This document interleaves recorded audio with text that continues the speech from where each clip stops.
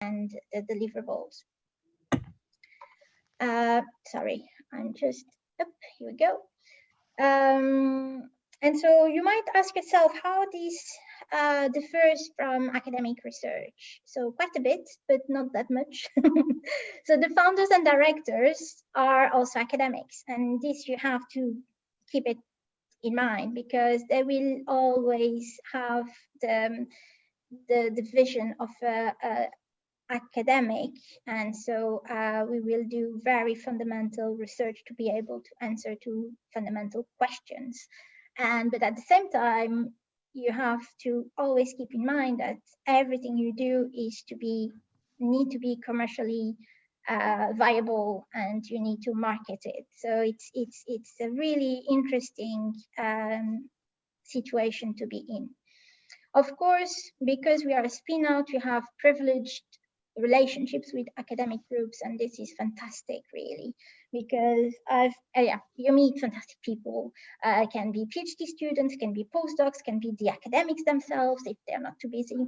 And I didn't really consider it was a massive career change, even if I'm less, for instance, publishing our work is not a priority.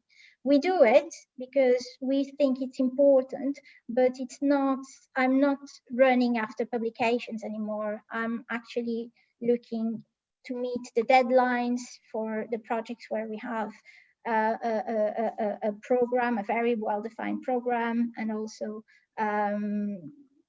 make sure that the projects reach the market when this needs to be pushed. So the priorities change, and I think it's a really good opportunity to use all the skills that you gain with your previous academic research or previous academic life. So I really think joining a spin-out company is this allows you to pursue something that for you maybe is natural, and which is academic way of working and thinking, but be more connected with actually the reality of the industry. And so relationship with industry is very, very important. So how did it all start? One version of the story is to say that we were looking for safer hair coloration. It might be the very, very first idea that triggered this, the creation of Caracol. So the hair coloration industry is worth more than $10 billion per year. But the technology used nowadays still, it's oxidative hair dye systems that have a significant health risk to people exposed to colorants. And the dye formulations contain molecules that are toxic. And this, I've just drawn here the structure of this diamine, which is an aniline called PPD. And this molecule is the molecule behind the allergies that some people trigger, allergic reaction that people trigger when they dye their hair. And that's why you get the patch test done before you dye your hair, just to check if you're not prone to an allergic reaction to PPD. And so at this stage, Chris and Richard thought that it was desirable and probably necessary to develop a safer coloration technology. And they thought, why not using natural colorants? The other version of the story is that their love for Ribena, and that's why probably they looked into black currants. And so just to put this in a context, Ribena is the most popular drink in the UK. The blackcurrants are grown in the UK, and generate about 400 tons of waste residual material after juice pressing. 90% of the production of blackcurrant is taken by Rabina. And so there's only 10% left behind that is used and sold on the markets, for instance, or you can find in a supermarket.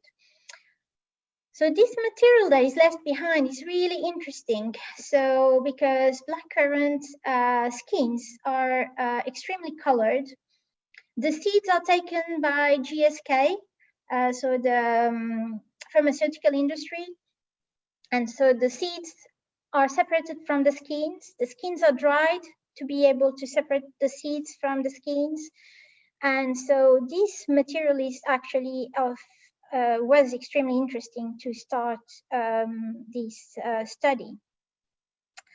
And so anthocyanins, which are the components that are the molecules that give the really nice color to blackcurrant, this very dark purple red color, are natural, non-toxic, water-soluble colorants.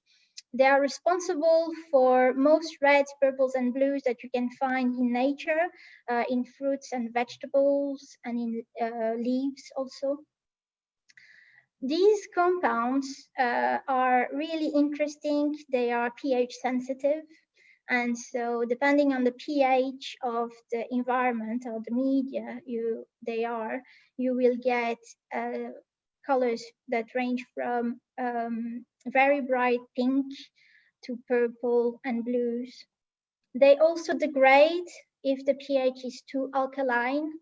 And so what happens actually is that this middle ring that you have with the plus charge opens if the pH is very high. And so it degrades into a molecule that is not colored or not as colored as when the molecule is cyclic. And so you get a yellow at the end when the molecule degrades.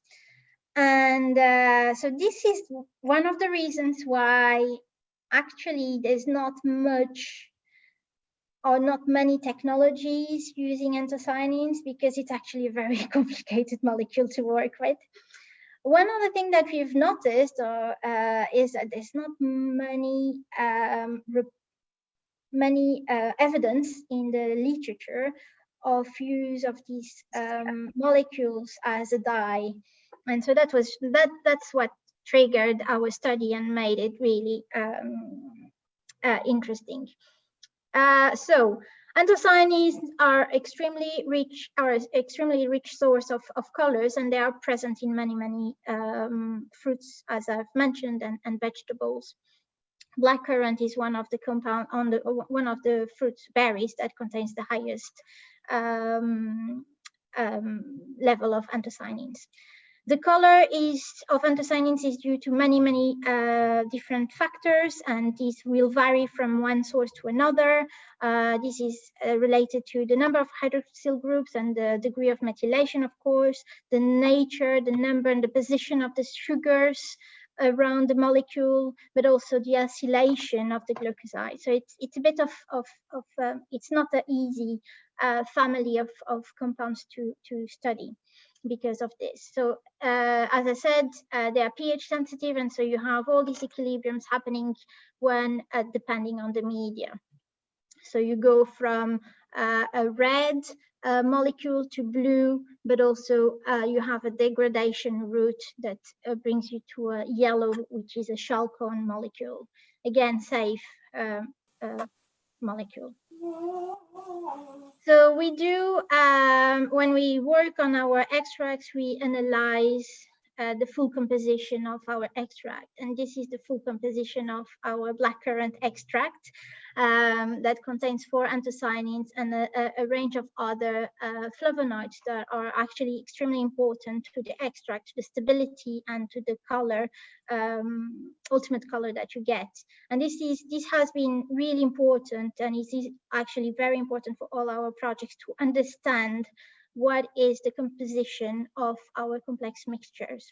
So moving on, how all our projects, how do we start our projects? Actually, we do a quick extraction process, and as soon as we have a bit of material to work with, we do the evaluation of the performance, and this is on a very, very large range of materials. We always look for waste material from the food industry. So here you will see 3 samples: cherries, aronia, and blackcurrant. Cherries are left behind after cherries preparations. And this is UK cherries. Aronia, the same, it's a small berry that gives this more purple color to hair, for instance, here, and the blackcurrant gives this darker color. Our work is published, so you can read all the details about this work in these 2 papers. One about the extraction and the other one about the evaluation of the performance. So we've developed a new hair dye system using the blackcurrant extract, and depending on the pH of the formulation, we get different colors, and this has been actually evaluated. We did the blue and the pink. I didn't put a picture here of the pink, but and we used the hairdresser of the Union of the University of Leeds, who is always happy to do some demonstrations with us, and so we use her services. And yes, we have, as I mentioned, many other projects. We are still working on the blackcurrant, but we have also projects around the use of grape pomace from vineyards in the UK. And this product here, for instance, there's 2 products coming soon using this grape pomace. We use avocado seeds left behind after salad preparations, seaweed from Scotland, and also citrus fruits from juice pressing. So these are all active projects currently in our labs, in our lab here. 2 years ago, we decided to launch our own brand because it was actually, we reached a point where discussing with larger multinationals became difficult. They didn't always value our efforts and the innovation that was behind our products, and they all wanted natural ingredients that were extremely performing with really good performance, but they were not always ready to invest or to give the right value to our efforts. And so we've decided to create Dr. Craft, which is Dr. Craft is a joint venture between Caracol and Ellipsis brands. So Caracol does develop all the technologies behind Dr. Craft products, and Ellipsis is in charge of the marketing and the sales and distribution. Sorry, Meryem, you've gone way over your allotted time. So can you hurry up and finish? So all this to say that this is behind what we do at Caracol, and I hope you will understand that commercialization of products for a spin-out company is really, really important. I would like to thank you for allowing me to present what we do. And here is my contact details if you wish to know a little bit more.